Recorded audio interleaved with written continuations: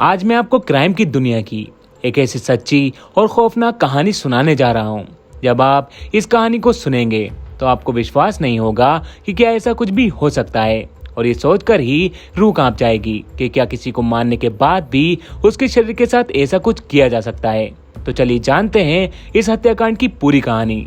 इससे पहले अगर आप हमारे चैनल पर पहली बार आए हैं तो इसे जरूर सब्सक्राइब करें। इस कहानी की शुरुआत होती है असम के गुवाहाटी शहर से। गुवाहाटी में एक छोटा सा परिवार रहता था। इस परिवार की मुखिया थी शंकरी देवी, जिसके गुवाहाटी में अच्छी खासी प्रॉपर्टी थी। शंकरी देवी की उम्र 60 से 70 साल के दरमियान थी। अब गुवाहाटी शहर में शंकरी देवी के पास 5 घर थे। इन 5 घरों में वो एक घर में तो खुद रहा करती थी और बाकी के 4 घर किराए पर लगाती थी, जिससे उनके पास हर महीने अच्छा खासा किराया आ जाता था। अब किराएदारों से किराया वसूलना और उनकी देखभाल करना और फाइनेंस जैसे कार्यों की देखभाल शंकरी देवी का भाई किया करता था। शंकरी देवी का एक इकलौता लड़का था जिसका नाम था अमर ज्योति, जिसकी शादी आज से 10 साल पहले शंकरी देवी ने वंदना नाम की एक लड़की से करवा दी। अब वंदना भी एक इज्जतदार परिवार से गुवाहाटी की रहने वाली थी, लेकिन वंदना और अमरजीत की शादी के 10 साल बाद भी, इतने लंबे समय के अंतराल के बाद भी कोई बच्चा नहीं था। लेकिन फिर भी इन दोनों के बीच में सब कुछ ठीक चल रहा था और अमर भी अपना ठीक ठाक काम करता था। अमर और वंदना दोनों एक दूसरे के साथ बेहद खुश थे।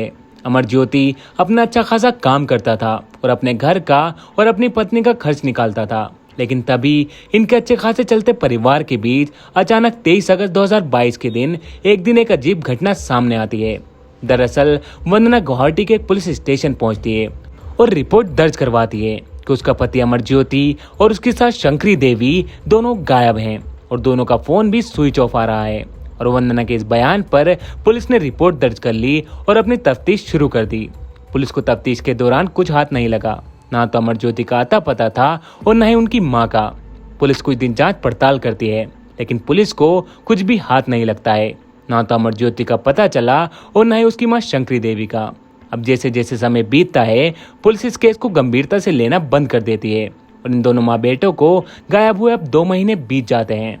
सितंबर से नवंबर आ गया था, लेकिन अब तक माँ बेटे का कोई भी सुराग नहीं मिला था। और अब वंदना भी अमर ज्योति के गायब होने के बाद अपने पति का घर छोड़कर अपने मम्मी पापा के यहाँ रहने चली गई। अब वंदना अपने मम्मी पापा के घर रहा करती थी, लेकिन तभी अक्टूबर के एक दिन वंदना एक बार फिर से पुलिस स्टेशन पहुंचती है और पुलिस को कहती है कि पिछले 2 महीने से उसके पति और सास गायब हैं। उसे खबर मिली है कि उसकी सास शंकरी देवी का भाई, जो मकान को किराए पर देता है और सारे रुपए पैसों का हिसाब रखता है, वो मेरी सास और पति के बैंक से गलत तरीके से पैसे निकाल रहा है। और वंदना ने पुलिस स्टेशन जाकर आपकी बार ये दूसरी रिपोर्ट भी दी और यही शिकायत शायद इस कहानी का सबसे बड़ा मोड़ था। वंदना के इस बयान पर पुलिस वाले भी शंकरी देवी के भाई के खिलाफ ये शिकायत लिख लेते हैं। अब पुलिस को भी लगा कि 2 महीने हो गए हैं, माँ बेटे नहीं मिले हैं। अब एक और नई शिकायत आ गई, तो इसी के साथ पुलिस एक बार फिर से अच्छे से तफ्तीश में जुट जाती है। अब वंदना की दूसरी शिकायत के बाद पुलिस शंकरी देवी के नाम 5 बैंक अकाउंट्स की अच्छे से छानबीन करती है।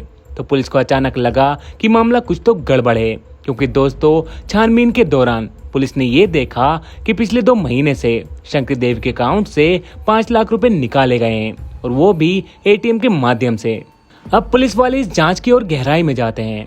उन्होंने एटीएम की वो सारी सीसीटीवी फुटेज मंगवा ली, और जैसे ही पुलिस ने इन सीसीटीवी फुटेज को देखा तो पुलिस के पैरों तले जमीन खिसक गई, क्योंकि पुलिस को एटीएम की सीसीटीवी में हर जगह जहां से पैसे निकाले गए थे वहां वंदना का ही चेहरा नजर आ रहा था, ना कि वंदना के सास के भाई का। अब पुलिस को पहली बार वंदना पर शक होता है और इसी शक के आधार पर पुलिस ने वंदना की हिस्ट्री खंगालना शुरू कर दी। और पुलिस ने वंदना के ससुराल में उसके पड़ोसियों से वंदना के बारे में पूछा, तो पुलिस को पता चलता है कि वंदना बड़े ही आजाद ख्यालों की लड़की थी और उसके बहुत सारे दोस्त थे, और उन्हीं में से एक दोस्त उसके बहुत करीब था। इसी दौरान उनको एक खबर और लगी कि इसी दोस्त को लेकर वंदना और उसके पति अमर ज्योति के बीच अक्सर झगड़े हुआ करते थे। अब पूछताछ के दौरान पुलिस के सामने एक बयान और निकल कर आया कि 25 अगस्त 2022 को, यानी वंदना के पति और सास के गायब होने के करीब 4-5 दिन बाद वंदना के घर की छत पर कुछ जलने की बदबू आई और उसकी छत पर आग जल रही थी, जिसे वहीं के कुछ पड़ोसियों ने भी देखा था। उन्हें लगा कि वंदना घर के फटे पुराने कपड़े जला रही है। अब इसके बाद पुलिस वाले वंदना के पड़ोसियों से जुटाए गए बयान के आधार पर इस पूरी कहानी के पीछे छिपे राज को जानने के लिए 19 फरवरी 2023 को वंदना को पूछताछ के लिए पुलिस स्टेशन उठा लाते हैं और वंदना से पूछताछ शुरू की जाती है। लेकिन वंदना कुछ भी बताना नहीं चाहती। वंदना कहती है कि वे नहीं जानती कि उसके सास और पति कहाँ हैं, लेकिन वंदना इतना जरूर कहती है कि हाँ, उसने अपने पति और सास के अकाउंट से पैसे निकाले थे। लेकिन पुलिस का शक वंदना पर पूरा गहरा चुका था, तो पुलिस अपने तरीके से वंदना से पूछताछ करती है और इसी पूछताछ के दौरान वंदना टूट जाती है और वह उन्हें सारी सच्चाई बता देती है। वंदना ने जो सच्चाई पुलिस वालों को बताई वो सुनकर पुलिस वाले ही नहीं बल्कि पूरा शहर चौंक जाता है। तो आगे वंदना ने अपनी स्टोरी बताई कि 10 साल पहले 2013 में उसकी शादी अमर ज्योति से होती है और उस दौरान भी वंदना के बहुत सारे दोस्त थे। लेकिन शादी के बाद भी वंदना का रंग ढंग नहीं बदला और शादी के कुछ समय बाद वंदना की मुलाकात उसी शहर में रहने वाले धनजीत डे नाम के एक नौजवान से होती है और पहली मुलाकात में दोनों एक दूसरे को दिल दे बैठते हैं। अब समय के साथ साथ दोनों की नजदीकियां बढ़ने लगती हैं।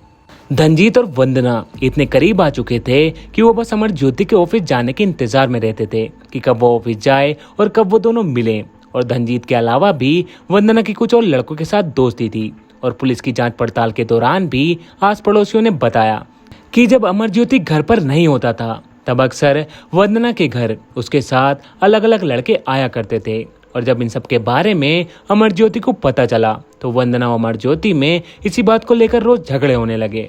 अपनी पत्नी वंदना के रोज रोज नए संबंधों के बारे में सुनकर अमर ज्योति अंदर ही अंदर बुरी तरह से टूट जाता है और अब वे वंदना से तलाक लेने का फैसला कर लेता है। तो दोस्तों, जब वंदना को ये बात पता चलती है कि अमर ज्योति उससे तलाक लेने वाला है तो वंदना को लगने लगा कि अमर ज्योति और उसकी सास की जो गुवाहाटी में प्रॉपर्टी है वो उसके हाथ से निकल जाएगी और उसके पास कुछ भी नहीं रहेगा, क्योंकि वंदना को आशिकी के साथ साथ पैसा भी चाहिए था। और इसी लालच के चलते वंदना प्लान बनाना शुरू कर देती है कि कैसे अपने पति और सास को रास्ते से हटाया जाए, जिसके बाद सारी प्रॉपर्टी उसके नाम हो जाए। अब वंदना इस प्लान के मुताबिक 17 अगस्त को गुवाहाटी में उस स्थान पर पहुंचती है जहां उसकी सास शंकरी देवी अपने अलग घर में रहा करती थी। और उस दिन उसके साथ उसके सास के घर उसका एक दोस्त भी पहुंचता है जिसका नाम था अरूप दास। अब शंकरी देवी के घर पहुंचकर वंदना और अरूप दास देखते हैं कि घर में शंकरी देवी अकेली है और दोनों शंकरी देवी के पास जाकर बैठ जाते हैं। शंकरी देवी से बातें करने लगते हैं, लेकिन दोस्तों तभी कुछ देर बाद मौका देखकर दोनों शंकरी देवी को पकड़ लेते हैं और उसका गला दबा देते हैं। और इधर अपनी माँ की मौत से बेखबर अमर ज्योति जो अपने ऑफिस के काम से बाहर गया हुआ था, 21 अगस्त को वह घर लौटता है और इन पिछले 4 दिनों में उसकी माँ से कोई भी बातचीत नहीं हुई थी, क्योंकि दोनों अलग अलग घर में रहा करते थे और इनके अक्सर आपस में कम ही बातचीत हुआ करती थी। तो अमर ज्योति अपने घर लौटता है और वे अपने कमरे में जाकर आराम करने लगता है। अब कुछ समय बाद वंदना एक जूस का गिलास लाकर अमरजीत को देती है और अमरजीत वो जूस पी लेता है। लेकिन दोस्तों, जूस पीते ही कुछ समय बाद अमर ज्योति बेहोश हो जाता है, क्योंकि वंदना ने उस जूस में नशीला पदार्थ मिला दिया था जिससे वे बेहोश हो गया।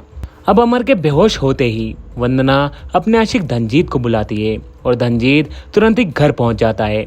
अब दोस्तों, दोनों मिलकर अमर ज्योति का गला दबाकर उसको भी मार देते हैं और उसके भी छोटे छोटे टुकड़े करके फ्रिज में रख देते हैं।